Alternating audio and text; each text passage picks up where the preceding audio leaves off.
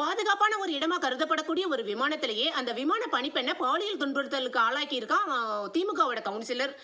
அது எவ்வளவு வெட்கக்கேடான ஒரு விஷயம், எவ்வளவு கேவலமா இருக்கு தெரியுமா? ஆனா இந்த திமுக அரசு என்ன சொல்லிக்கிட்டே இருக்குது, எந்த கொம்பனாலும் குறி சொல்ல முடியாத ஒரு ஆட்சி இங்க நடந்துட்டு இருக்கு அப்படின்னு சொல்றாங்க. இதெல்லாம் எப்படித்தான் சொல்றாங்களோ தெரியல. அதுலயும் சட்டம் ஒழுங்கு இங்க ரொம்ப அருமையா இருக்கு அப்படின்னு சொல்லி அவங்களுக்கு அவங்களாவே பாராட்டு விழா நடத்திட்டு இருக்காங்க.